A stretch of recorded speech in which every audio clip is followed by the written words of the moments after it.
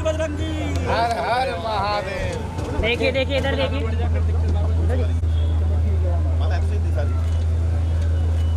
ठीक है इधर देखिए इधर देखिए इधर। यूसुफ भाई का भी शांति को यूसुफ पल्लवी जी का स्वागत हमारी किरण जी करेंगी।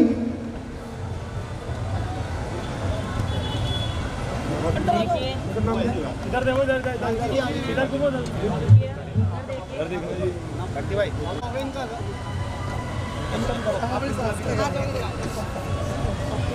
इधर देखिए भाई इधर देखो इधर इधर देखिए आप दोनों देखिए इधर।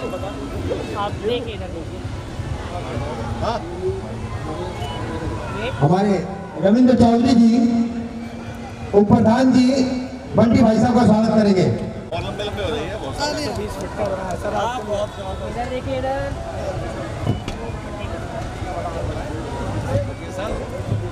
राजेश शर्मा जी मंडली संस्थापक जो हैं राजेश शर्मा जी का स्वागत करेंगे। इधर देखिए इधर। भाई इस साइड इस साइड। ठीक है आइए आप भाई साहब का स्वागत करें। विनोद जी यूसुफ जी का स्वागत करेंगे। आदरणीय विनोद जी गोली का भी स्वागत कर रहा हूँ। दीपचंद बबलू से अनुरोध करूंगा कि वो भाई बंटी गौतम जी का स्वागत करेंगे। भाई दीपचंद बबलू जी जोर शोरों से ताली बजाकर स्वागत करेंगे। इधर देखिए। धन्यवाद। इस पावन बेला पर आप सभी आए हुए अतिथियों का बहुत बहुत धन्यवाद। आज आदर्श राम लीला कमेटी हमारे फूफुरे सही मायने में बताओ हमारे बड़े भाई पिता तुल्य इस कमेटी के लोग। मैंने पिता तुल्य इसलिए बोला कि 49 साल हो गए। अगर बीच में कोरोना नहीं आता तो कितने साल होते रामलीला होते हुए बताइए, कितने साल होते? पूरे 50 साल हो जाते। बहुत बड़ी बात है। एक जगह पर लगातार 50 सालों से रामलीला का मंचन, मुझे तो लगता है कि पूरे जमुना पार में ये पहली रामलीला यहां पे होती होगी। पुराने लोग बता देंगे। तो हम इस ऐतिहासिक पल का गवाह बन रहे हैं। मैं चाहता हूं सभी लोग, मैं नाम पढ़ देता हूं हमारे कमेटी के लोगों का, जोर से हमारे इस कमेटी के चेयरमैन ओम प्रकाश राही जी,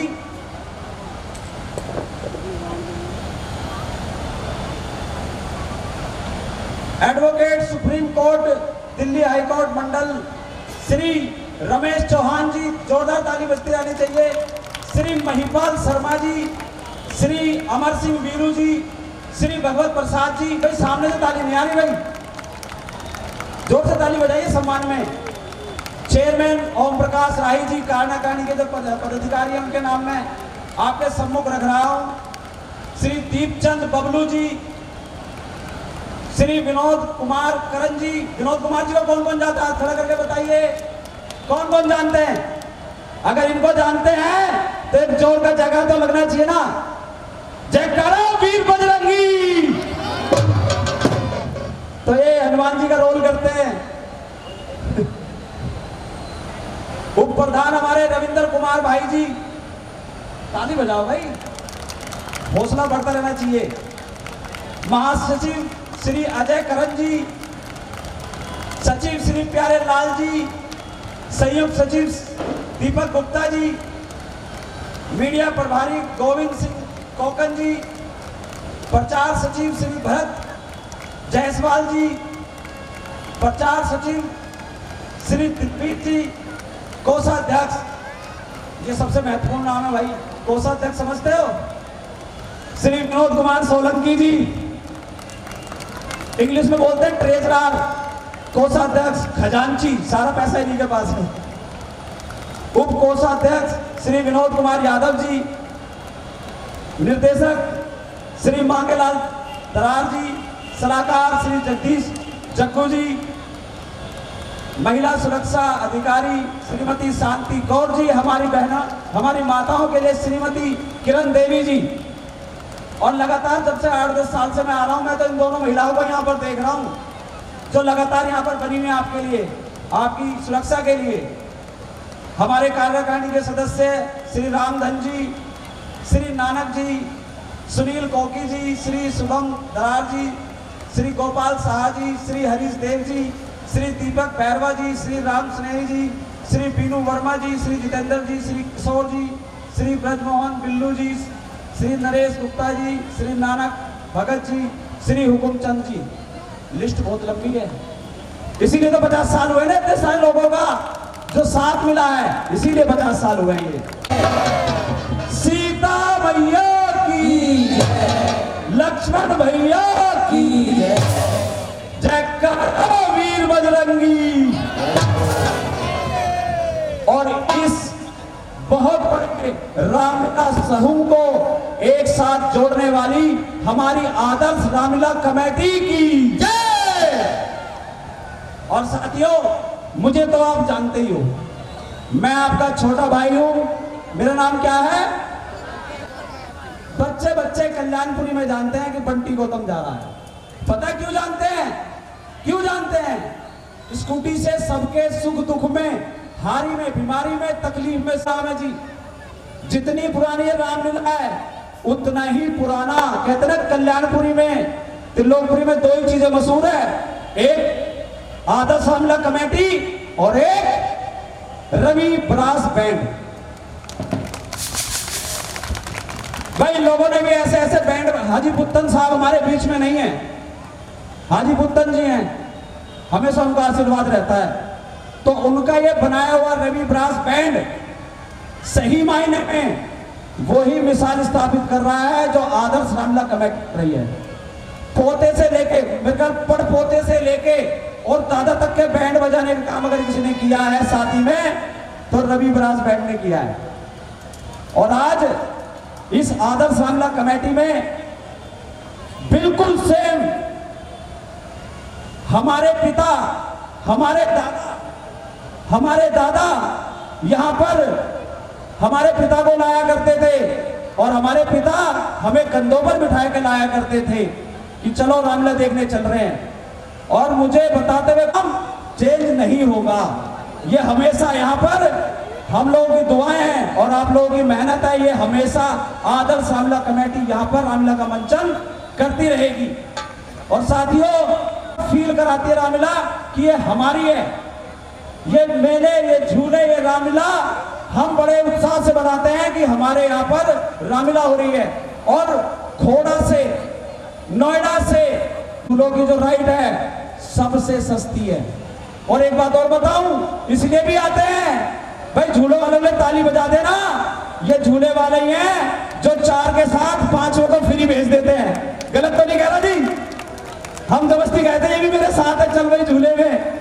और बच्चों की तो छोड़ ही दो, 2 माँ बाप उनके साथ 3 बच्चे फ्री में झूला झूल लेते हैं। साथियों, मैं हर जगह गया हूं, ऐसा और कहीं नहीं है कल्याणपुरी इस रामलीला कमेटी के अलावा कि बच्चों को फ्री झूला झुला दो या 4 के साथ 5 को फ्री झूला झुला दो। ये तो यहाँ के आदर्श रामलीला कमेटी के मेले के लोग ही कर सकते हैं। सच बोल रहा हूं मैं, ट्राई कर लेना इस बार। तो ये हमारी खासियत है, हमारे रिश्ते नाते जुड़े हुए इस रामलीला से। हम लोगों के त्रिलोकपुरी कल्याणपुरी वालों के मकान जरूर छोटे हैं लेकिन हमारा दिल बहुत बड़ा है कि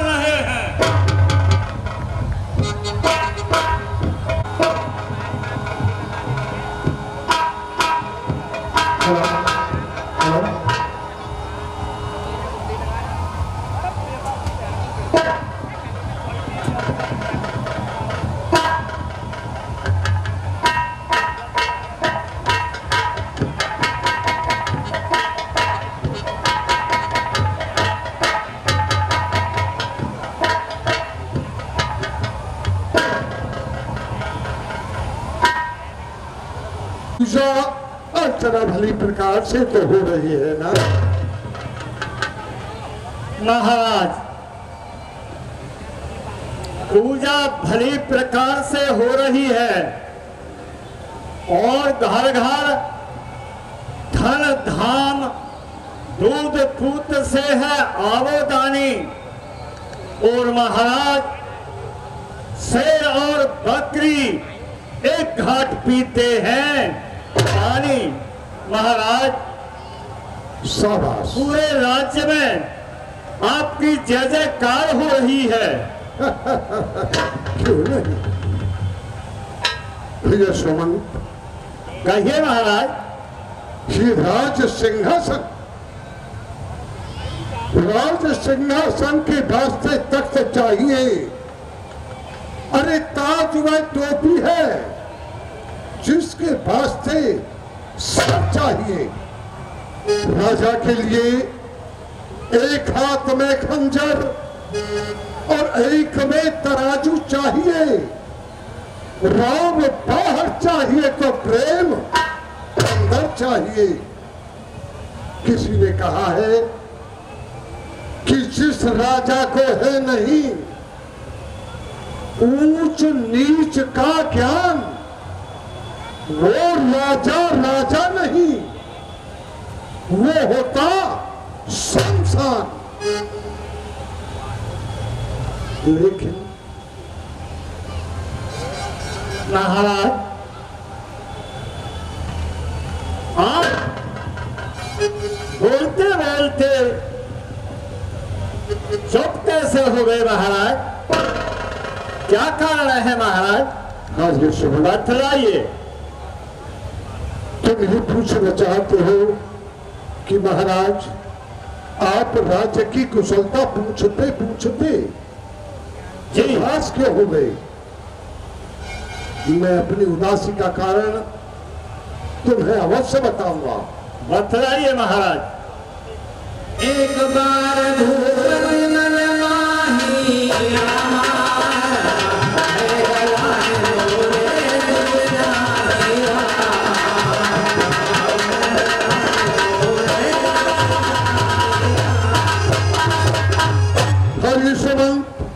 कहिए महाराज। श्राद्ध तर्पण पितरों को दे जलदान जो। श्राद्ध तर्पण पितरों का करे जलदान जो। नवसर हो न सकी आज तक संतान वो। अरे दम निकलते ही, मेरा दम निकलते ही पिया रघुवंश का बुझ जाएगा। ये महल दशरथ का बसेरा भूतों का हो जाएगा। कौन होगा मालिक? कौन होगा मालिक मेरी दौलत का मर जाने के बाद? ये ठोकरों से ठुकराई जाएगी दौलत मेरे मरने के बाद। मेरे संकल्प को कोई फूलने फलने नहीं देगा। दुनिया में मेरे नाम को कोई बोलने तक नहीं देगा। आज ये सुमन कहिए महाराज। भविष्य में कोई अपने बच्चे का नाम, अपने पुत्र का नाम दशरथ नहीं रखेगा। मुझे ये चिंता है कि सब कुछ प्रभु ने दे रखा, राज पाट धन धाम, लेकिन एक न पुत्र सुख दियो न हमको।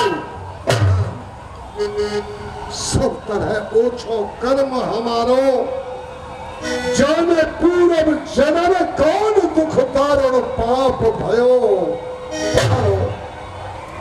या जबरन कर महात्मन से दंड हमने छीने हैं, ताकि बदले उस परम पिता ने यह अपार दुख दिए हैं। क्या करूं, मैंने अभी तक कोई संतान का फल नहीं पाया। बस यही एक चिंता हो रही है, आखिर किया क्या जाए। भैया महाराज, यह गुरुजी से विचार विमर्श किया जाए। हाँ, सत्य है। आज मैं अपनी इस अभिलाषा को लेकर गुरुदेव के पास जाता हूँ। ठीक है महाराज। तुम राज्य के कारोबार संभालो, मैं गुरुदेव के पास जाता हूँ। ठीक है महाराज।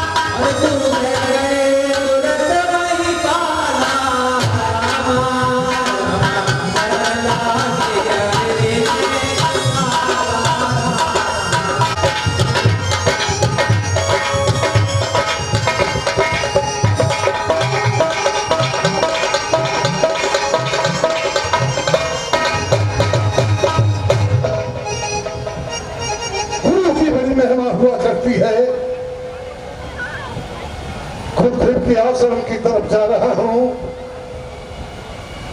और सतगुरु तेरे चरणों की, गुरुदेव के चरणों की, और रज फूल जो मिल जाए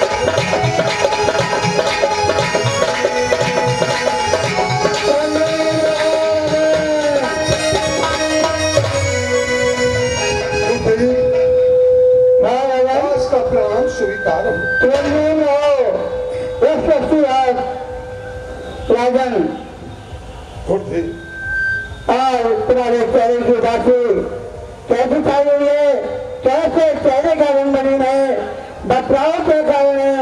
राजन, आप ज्ञानवान होकर के और इतनी चिंता में लीन है, वो अपना कारण बताइए। आप मेरी चिंता का कारण पूछना चाहते हैं? गुरुदेव, हाँ राजन, मेरी चिंता का कारण ये है कि हे महाराज खोलू। गुरुदेव, हाँ राजन, हे महाराज खोलू, अधिकार मुनि व्यथा, अभी मुझको लगेगा कम सताता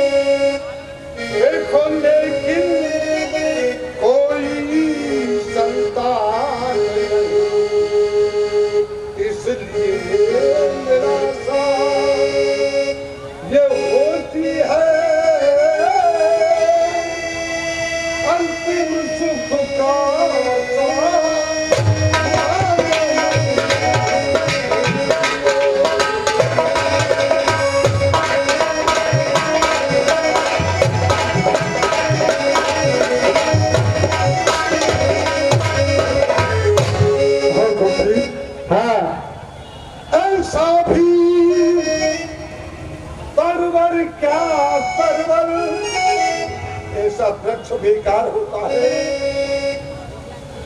कि जिस पर फल ही नहीं आए। ऐसा भी तरवर क्या तरवर, अरे जो फल से ही संपन्न न हो। अजुए सा भी जल भर क्या जल भर।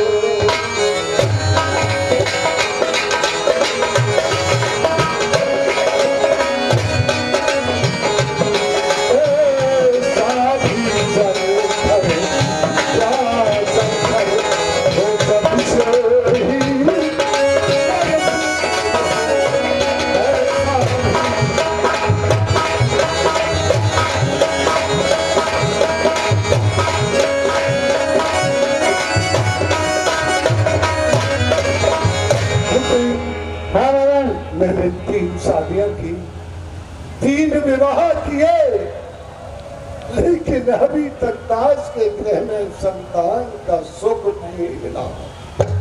चली जाती है आयु। गुरुदेव, नारायण, जीव की आयु चली जाती है, चली जाती है आयु। क्या भरोसा प्राण का स्वामी, नहीं देखा है आज तक मुँह संतान। करेगा कौन, करेगा कौन चिंता लाश तक मेरी उठाने की। वो चिता भी राह देखेगी उसमें है आगे की आपका कैसा विचार है? आप हमारे कुलगुरु हैं, कोई उपाय कीजिए नाथ। राजन पर चिंता चिता तेरी अंदर को निर्भीर बनाती है, मुझे को चिता जलाती है, चिंता तुझसे को आती है।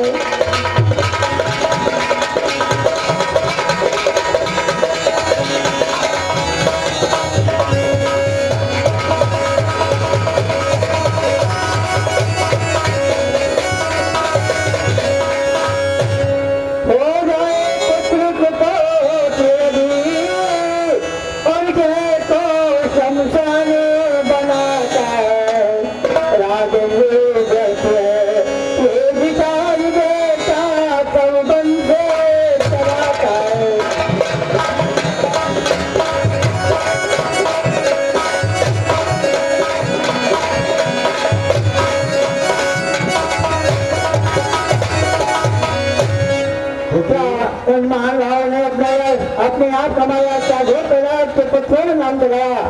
पक्षुआ के धीरे चलने से सब बादल विदा हो जाते हैं, पुत्र के कुपुत्र होने से सब धर्म नष्ट हो जाते हैं। हाँ राजन, आप ये कह रहे हैं कि हे राजन, कहीं पुत्रों से नाम चलता है? हाँ राजन, नाम तो जीव के प्राणी के अपने कर्मों के अनुसार चलता है, मुझे उस नाम की चिंता नहीं है। मुझे देखिए, हमारे वंश में आपके चरणों की पूजा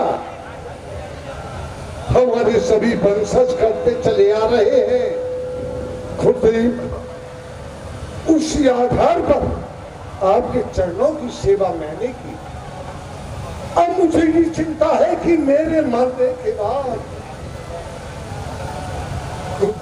मेरे मर जाने के बाद आपके चरणों की सेवा कौन करेगा? नाम कौन करेगा?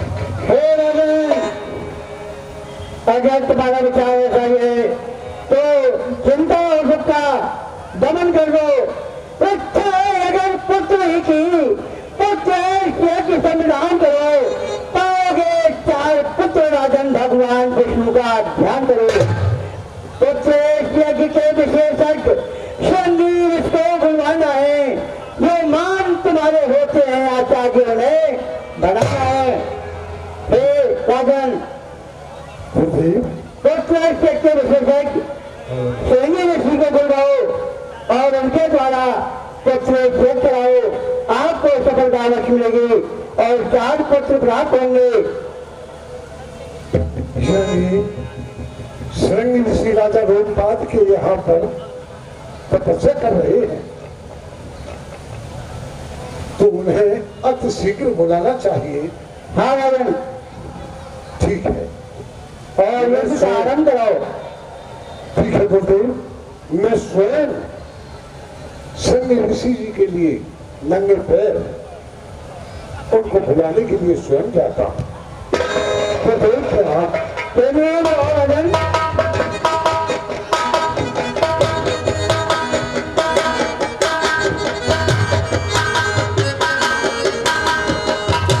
सभी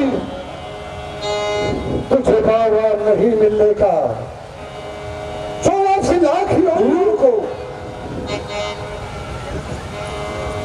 भोग कर तुझे मनुष्य का शरीर मिला है, और ये नर्तन फिर ना मिलेगा रे, ये नर्तन फिर ना मिलेगा रे, और बात क्यों कठरिया प्राणी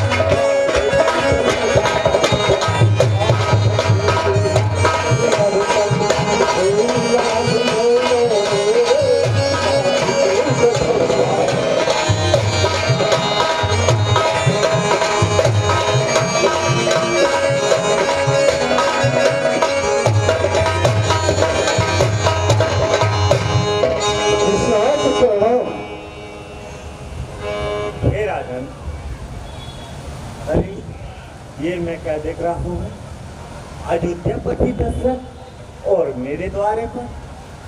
हे राजन, आपने मेरे पास आने में ऐसा कष्ट क्यों किया? किसी मंत्री या किसी दूत को भेज देते, मैं उसके साथ चला आता। किसी ने कहा है कि संत मिलन को चाहिए,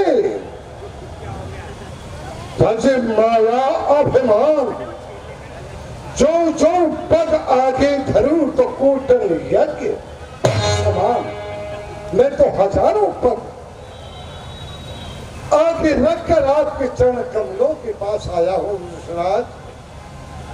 संत के लिए पास जाने में कोई तौहीन या कोई लज्जा नहीं होती। आपको हमारी गुरुदेव ने याद किया है क्या ऋषिराज वशिष्ठ जी ने याद किया है? हाँ, आपको गुरुदेव ने याद किया है। ठीक है रे राजन, मैं आपके साथ चलता। आओ। बड़े भाग्य मानुष तन पाया, भजन भजन जाओ।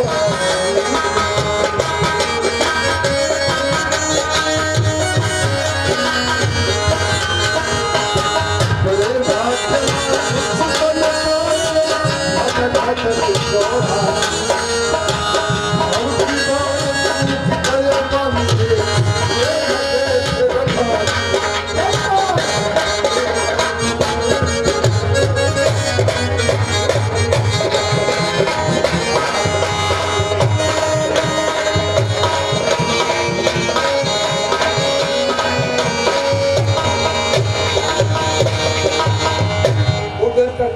प्रणाम आपको।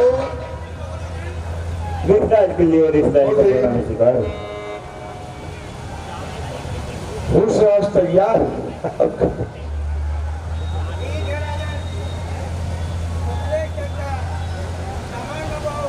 ऋषिराज कुलदेव कह रहे हैं कि आप पुत्रेष्ठ यज्ञ करने में कुशल हो। मेरे ग्रह में कोई पुत्र नहीं है, इसलिए आप पुत्रेष्ठ यज्ञ का आयोजन कराया जाए। हे राजन, जितनी भी पुत्रेष्ठ यज्ञ की सामग्री है वो तुरंत तैयार करो। मैं पुत्रेष्ठ यज्ञ का आचार्य बनने को तैयार हूँ।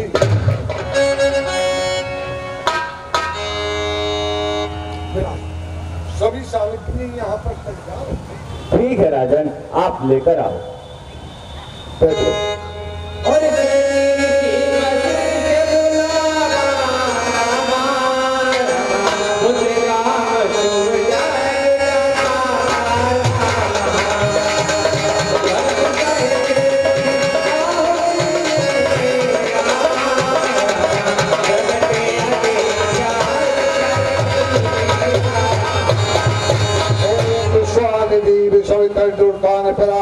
भद्रम तन्यासो ओम अग्नि बृहस्पति विरतचुम समज्ञेयम तबे राजता में धुमामदता सतम पैनी ओम व्याम देव्याम देवगा पितश्चोपास्ति। ऋषिराज, कहिए राजन, क्या कारण है कि जो अभी अग्निदेव प्रकट नहीं होते? हे राजन, हम और आप यज्ञ में आहुति देते हैं लेकिन अग्नि प्रज्वलित नहीं होती। हे राजन, आपके वंश में क्या कोई और देव पूछता है? हाँ, हमारे वंश में रंगनाथ जी की पूजा हुआ करती है। क्या रंगनाथ जी की पूजा हुआ करती है? जी गुरुदेव। ठीक है, आप रंगनाथ जी की ओम रंगनाथाय नमः।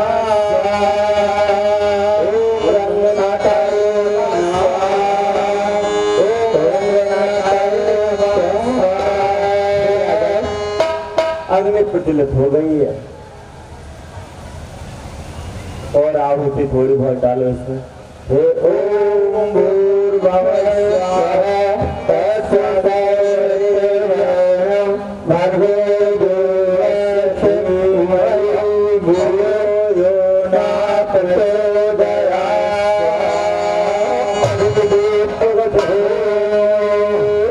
ओम भूर्भुवः स्वः तत्सवितुर्वरेण्यं भर्गो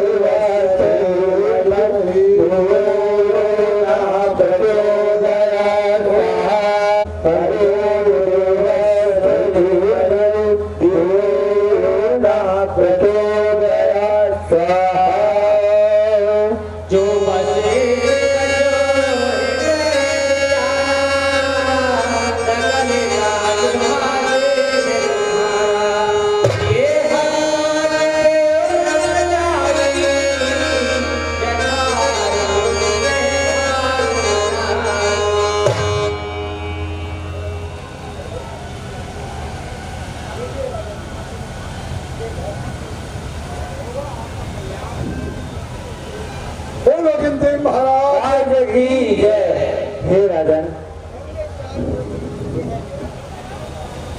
बोल अग्निदेव महाराज की जय। बाबा राजन बाबा सकल समय समझाए, परमानंद मगन रख हरस नहे समाए। कहिए राजन, इस हावी का क्या किया जाए? हे राजन, हे राजन, उसको रानियों में बांट देना। इसे तीनों रानियों को यथा योग्य बांट दिया। ठीक है विश्राज। राजन, इसका आधा भाग जो आपकी बड़ी पत्नी है कौशल्या जी, उनको दे देना, और उसका आधा जो बचा है उसका आधा आधा करके भाग ये कई और सुमित्रा जी को दे देना। ठीक है गुरुदेव, आज रात्रि में गुरुदेव की कुटिया में निवास करें। ठीक है ऋषिराज। आपकी तत्सरा राजा ओमपाद जी के यहाँ पहुंच जाएगी। ठीक है राजन।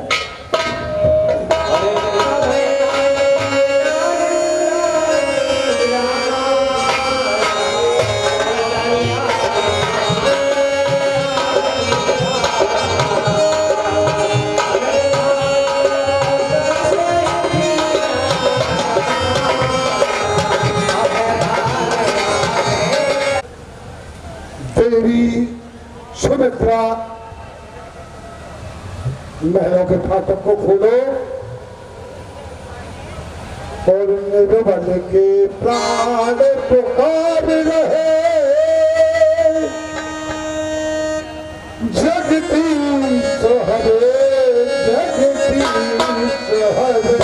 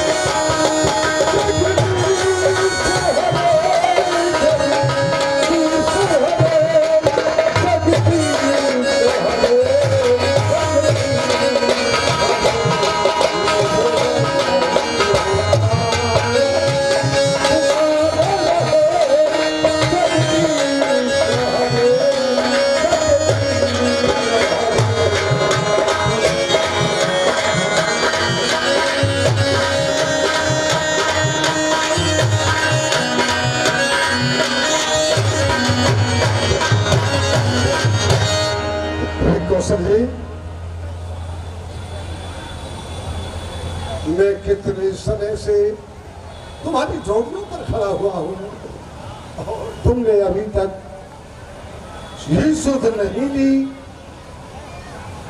कि राजन कहाँ है। लो, आज मैं खुशी का समाचार तुम्हारे पास लाया हूं। कौशल्य, आज मैं अपने दरबार में बैठा हुआ मंत्रियों से विचार विमर्श कर रहा था। तो सभी मंत्रियों ने मुझे ये सलाह दी कि गुरुदेव के पास जाओ और अपने मन का धर्म है, मन के जो विचार है गुरुदेव के सामने प्रकट करो। मैंने अपने विचार उनके समक्ष प्रकट किए तो उन्होंने राजा ओमपाद जी के यहाँ संगी ऋषि को पुत्रश्रेष्ठ यज्ञ करने के लिए बुलवाया। मैं स्वयं उन्हें बुलाने के लिए गया तो उन्होंने आकर पुत्रश्रेष्ठ यज्ञ किया और उस यज्ञ में अग्नि देव ने प्रकट होकर ये हबी दी है, इसे आधा भाग तुम ग्रहण कर लेना और आधे में से आधा दोनों रानियों को दे देना। अगर ईश्वर ने चाहा तो भला होगा। जब दया दृष्ट हो जाती है,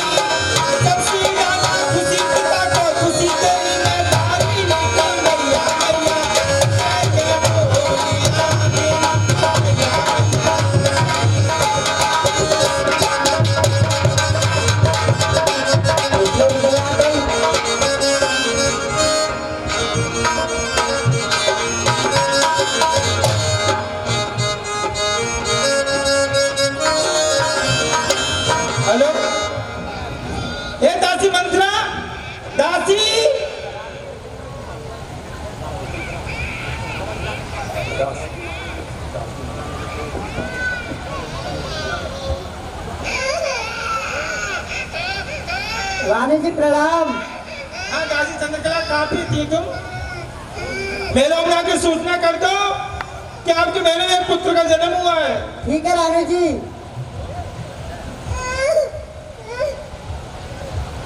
चलती हूँ कुछ गाते बजाते हुए।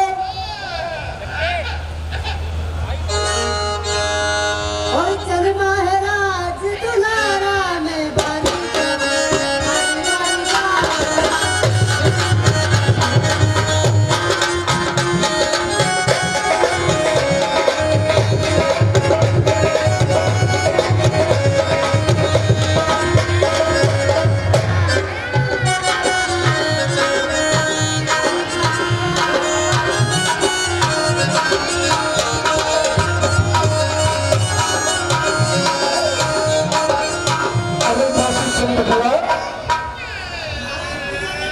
आज बहुत प्रसन्न दिख रही है, क्या कारण है?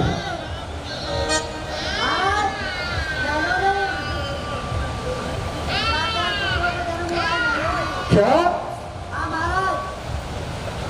हो। आज मुझे ऐसा महसूस हो रहा है कि आनंद क्या परमानंद का अनुभव हो रहा है। दासी, आज तुमने हमें यह बहुत खुशी का समाचार सुनाया है, इसलिए हम तुम्हें दूध पीने के लिए गाय जिनके सिर सोने में मरे हुए हों, एक का हजारों गाय दान में देते हैं और तुम्हें मोहर सब्रियों से तुम्हारा घर भर दिया जाएगा। जय हो महाराज, जय हो महाराज, प्रणाम। खुश रहो।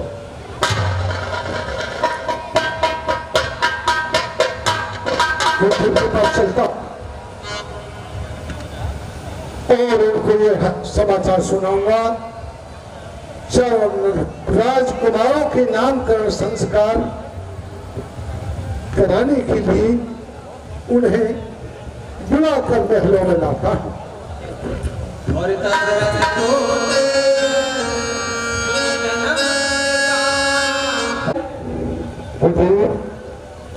आपकी कृपा से दास के पहले 4 पुत्रों ने जन्म लिया है।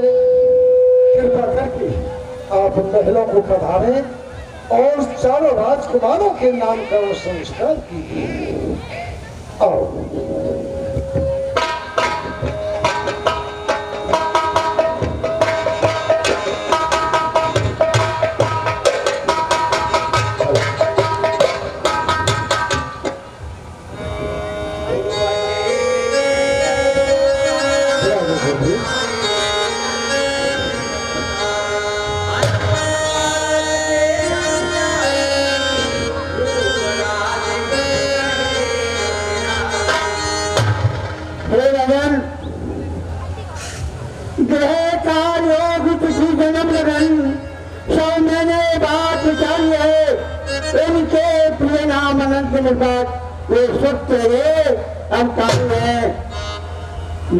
सुखदायक सुख सागर सुखदायक सुप्रद शुक्र है, उस कौशल्या के नंदन का श्री राम नामी शुक्र है। केतई सुते विश्वरण रक्तान भरत नाम उसका, जग को सुमार्ग बटराएगा उत्तम आदर्श काम का। दो सुते मां सुमित्रा के द्वितीय शत्रुघ्न कहाएगा, शिव लक्ष्मण धाम जो प्रचन दो लक्ष्मण ही कहेगा। राजन, ये तेरे चारों राजकुमार अवतारी हैं। मैंने सब सोच विचार करके देख लिया और उनका नामकरण संस्कार कर दिया। हाँ राजन, सुमित्रा के जो पुत्र है उनका नाम आपने श्री राम लाल रखा है। हाँ, और के जो पुत्र हैं उनका नाम आपने अपनी रीति के अनुसार भरतलाल रखा है। और सुमित्रा के जो 2 राजकुमार हैं उनका नाम एक का लखनलाल और एक का शत्रुघ्न लाल रखा है। हाँ रावण। आपने तो ये चारों नाम चारों वेदों से छाट कर रखे हैं ना? हाँ रावण, मैंने विभिन्न प्रकार से सोच समझ करके इनके नाम रखे हैं, इनका नामकरण संस्कार किया है। ठीक है गुरुदेव, और आप अपनी कुटिया पर पधारे।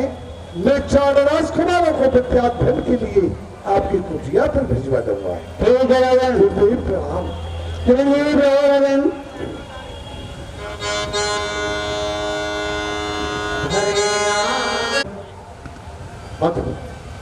आजकल कुछ मिथिला में ठीक नहीं चल रहा है। पता नहीं हमारी प्रजा से या हमसे कौन सी ऐसी भूल हुई है जो हमारे इंद्रदेव अनंत सालों से हमारे ऊपर कृपा नहीं कर रहे हैं। यहाँ तक कि मिथिला में अन्न फल यानी कि कुएं बावड़ी सब कुछ सूख चुके हैं। जी महाराज, मुझे लगता है जनता बहुत ही भयावह परिस्थिति से गुजर रही है। समझ में नहीं आता क्या किया जाए।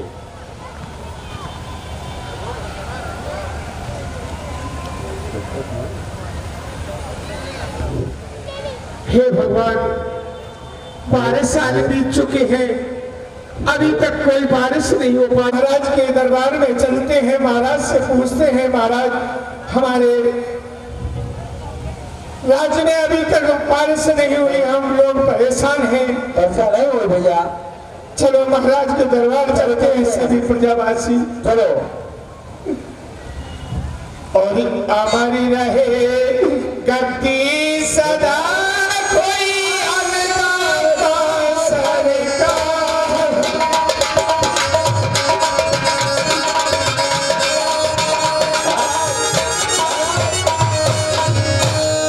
अमर रहे गद्दी सदा कोई अनदाता सरकार।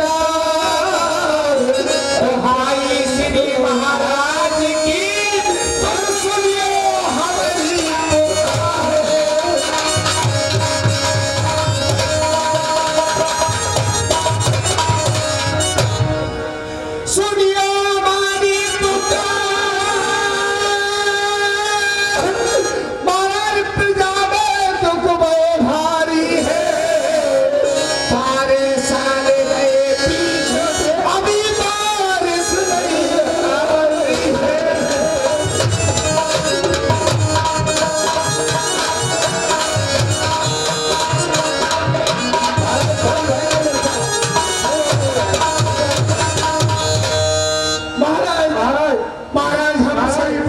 की परेशान है महाराज, हमें अन्न प्राप्त नहीं हो पा रहा है महाराज।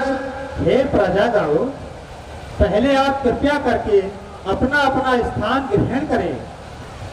ठीक है महाराज।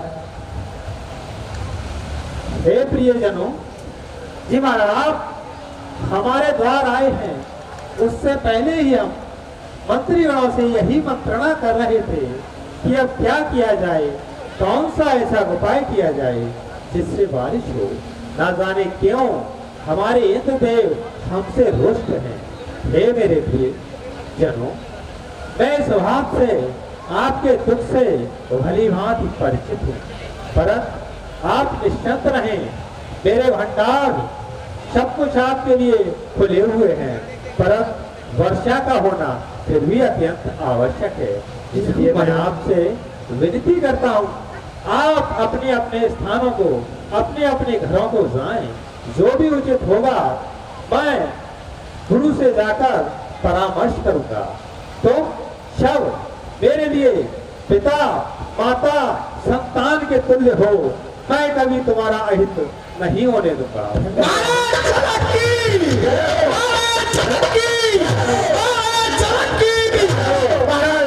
हम तो आपके ही के जाए महाराज, हमारे लिए आप कुछ सोचे महाराज, आप गुरु से परामर्श लेकर के कोई ना कोई उपाय करें महाराज। बिल्कुल आप निसंकोच होकर अपने अपने घर जाएं। ठीक है राजा। मंत्रीवर कहिए महाराज। हमें शीघ्र गुरु आश्रम चलना चाहिए और हमारी समस्या दिन प्रतिदिन गंभीर होती जा रही है, इसलिए अब हमें तनिक भी इसमें विलंब करना ठीक नहीं रहेगा। जो आज्ञा महाराज, चलिए।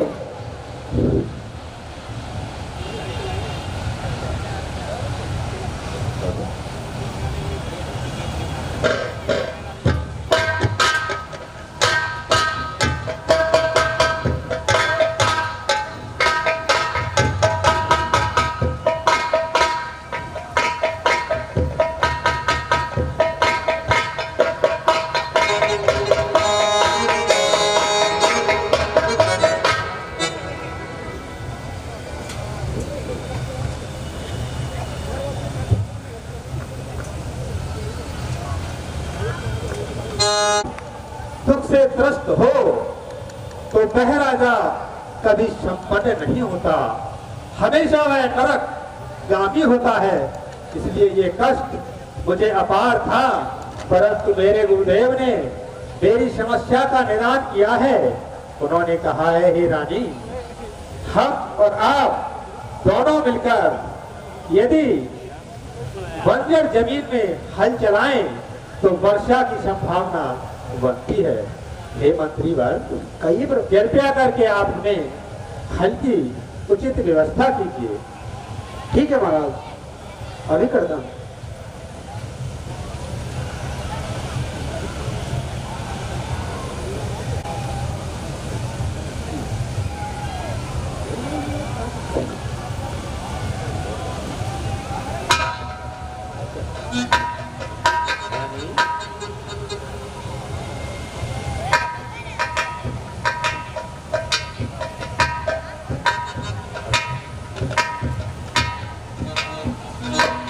संभालिए और मैं आगे का भाग संभालता हूँ और हल चलाते हैं।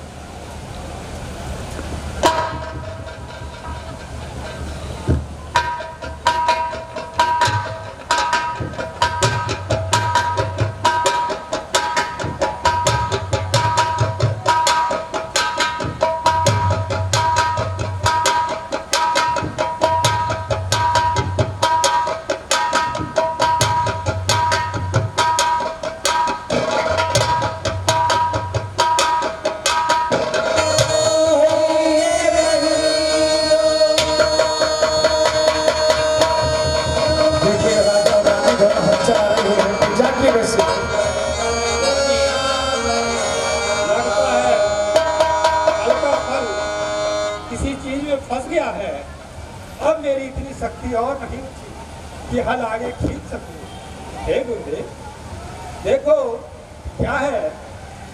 अभी देखता हूँ महाराज।